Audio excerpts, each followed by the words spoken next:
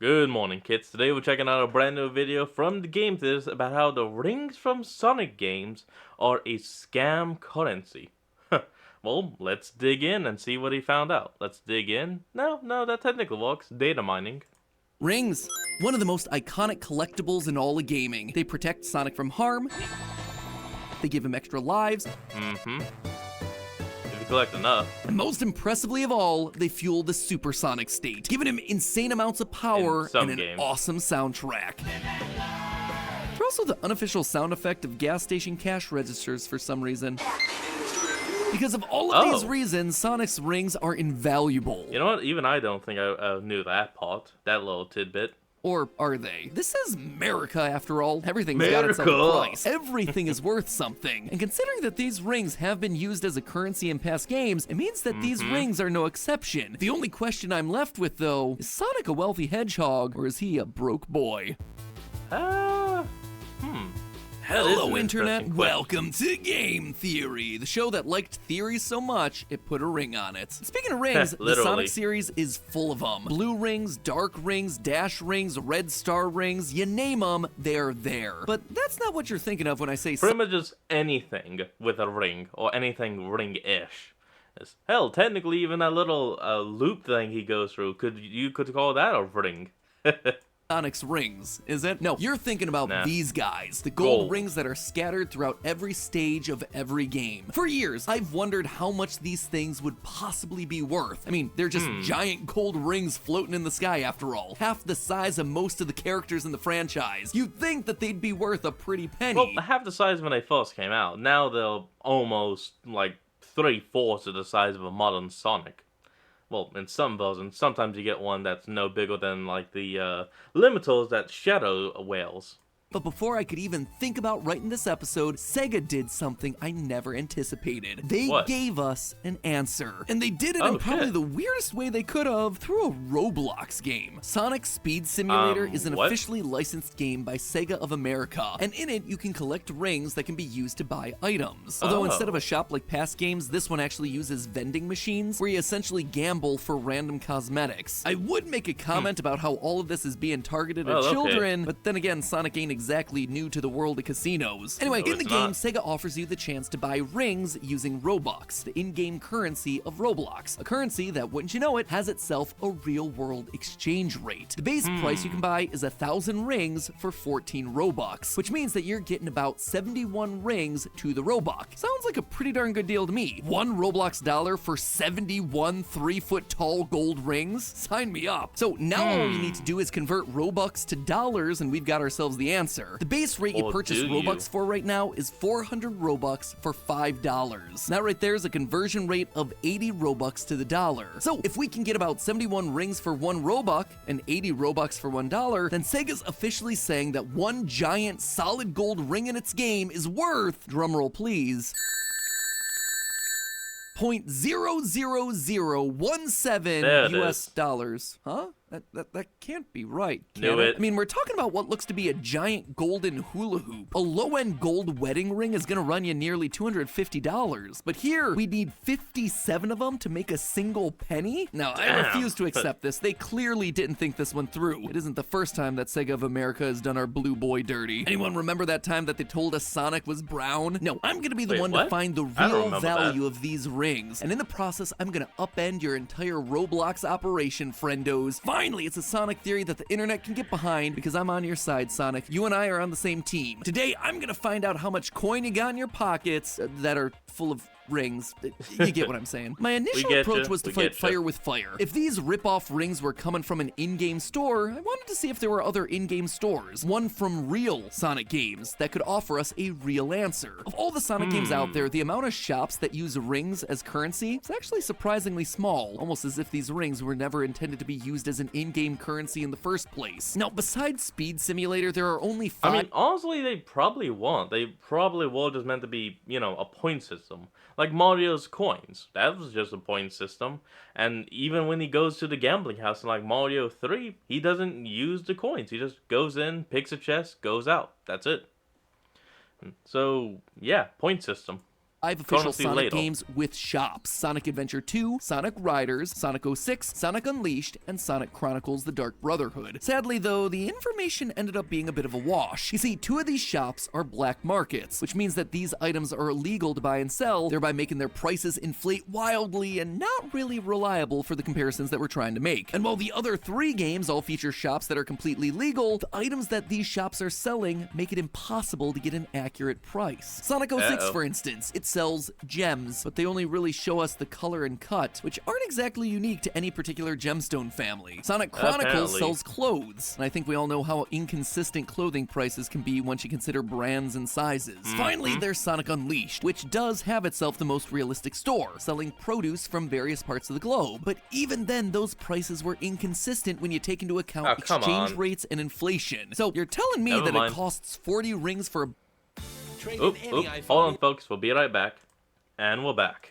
of Indonesian bananas that would typically cost 70 cents here in the real world, but 30 rings for a New York apple that'll normally cost you $1 from a street vendor? You see how the numbers and proportions there just don't match up? So in true New York fashion, I'm just gonna have to say, forget about it. So if I can't rely on purchasing power to value these rings, I have to go deeper. I have to roll up my sleeves. I have to do it the old-fashioned way. I have to use pixel measurements, and I have to use it for science. Speaking of science, I actually need your help with another experiment I'm doing. This is also going to help with an upcoming FNAF episode. That's right, you can be a part of a FNAF episode. Some of you might remember a few years ago when I asked you guys to take the Myers-Briggs personality test. That way I was able to break down what personality types you were. I've got some more theories on the horizon. A FNAF theory in particular that needs some of that data. I also have a bunch of ideas for TikTok, Instagram, and Twitter that are in the works that are going to need that same information. You can actually follow us at Team Theorist on Twitter and Instagram, and at Game Theorist Official on TikTok if you want to see those theories when they drop. Yep, we have official social channels now, finally, after years and years. Okay, that's kind of cool. Really cool. There's a lot of fun stuff on them. Anyway, the TLDR is that this community's grown a lot over the last couple years, so to get the most accurate results possible, I've put a link to a survey down in the description below with all the questions that I need to help me solve this upcoming FNAF theory, as well as a couple of these social videos that are going to be rolling out over the next couple weeks. If you could just do me a favor and fill out that questionnaire while I finish this episode, that would be super duper helpful for those upcoming theories. And while you're doing that, I'm gonna go back to figure. I'll do that after we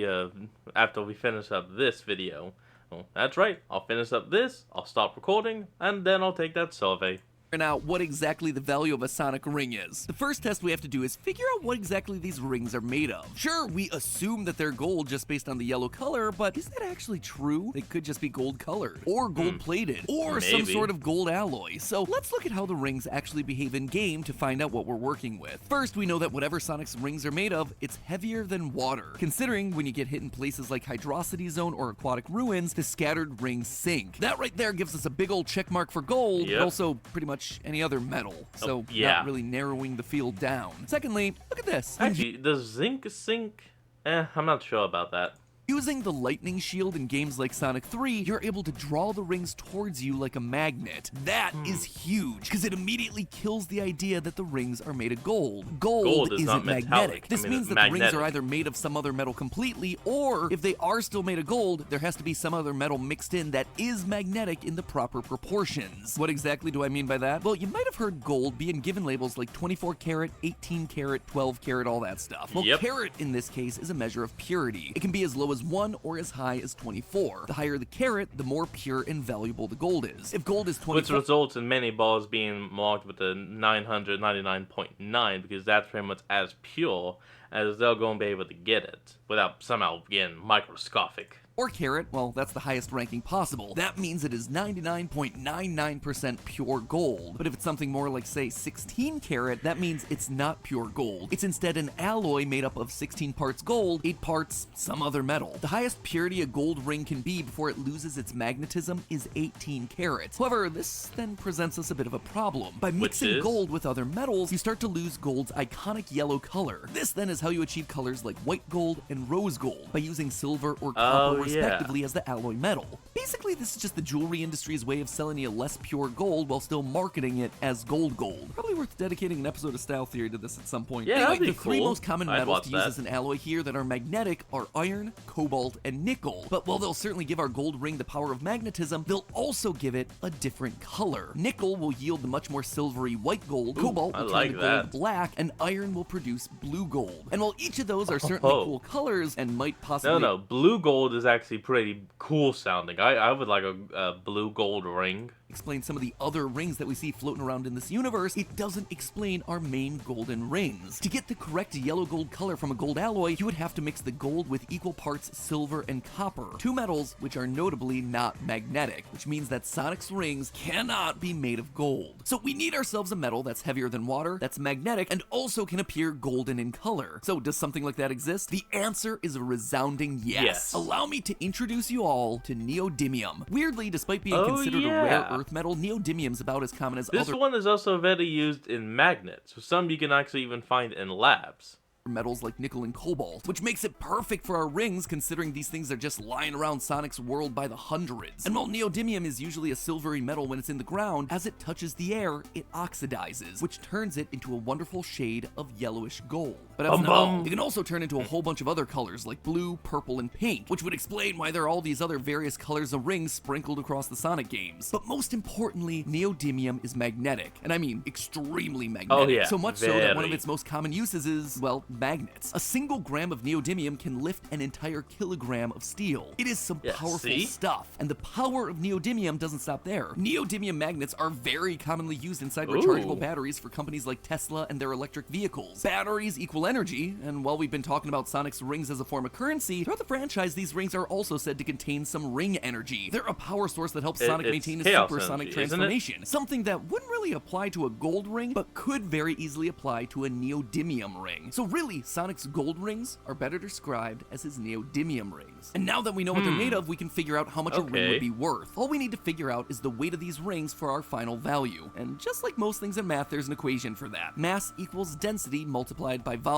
Neodymium has a density of 7 grams per cubic. Okay, so how are we gonna find the volume of a ring? Do we do I have no idea how we would actually even do that. Centimeter. So all we need to do is figure out their volume, and bam, we have ourselves our final number. The volume of a ring, or in geometrical terms, a torus, is a little more challenging than something like a sphere. With a sphere, all you need is a radius, and from there you can figure out pretty much everything else. But with a ring, you actually need 2 measurements. The minor radius, which is the radius of the solid tube of gold, and the major radius, the radius from the center of the circle to the center of the tube. The easiest way to get both of these radii is with pixel measurements. Comparing the size of the ring to something else in the world around it that we know the measurement of, which in this case is Sonic himself. Canonically, Sonic is 100 centimeters tall, and if we take this shot from Sonic Unleashed, one of the games where he uses his rings as currency, this means that the major radius is 24.4 centimeters, or 9.6 inches, and the minor radius is 4.76 centimeters, or about 1.9 inches. From there, we just plug those numbers into this handy-dandy formula for the volume of a torus, pi minor radius squared multiplied by 2 pi major radius. We get that these rings have a volume of 11,000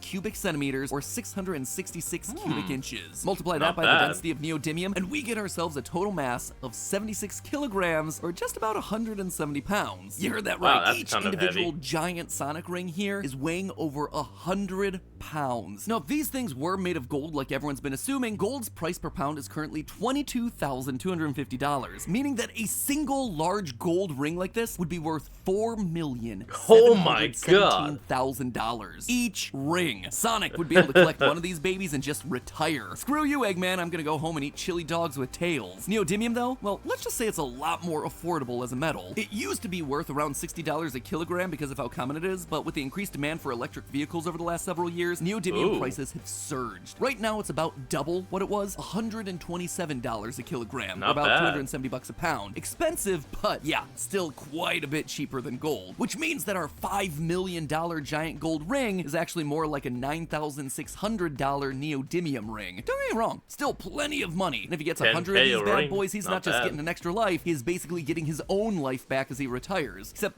there is another issue here. The giant rings, they don't seem to be accurate to the size that these rings really are. You see, in most recent Sonic media, including both the games and new movies, Sonic's rings shrink in size to the proportions of a wedding ring when he picks them up. Probably help him to explain how he's able to hold so many in his pockets, I guess? Anyway, that would help explain how he's able to carry around multiple of these 200-pound behemoth rings without getting slowed down. The best shot that I could find to get a proper measurement... Well, you also gotta know that some of the rings aren't really, coin rings for currency.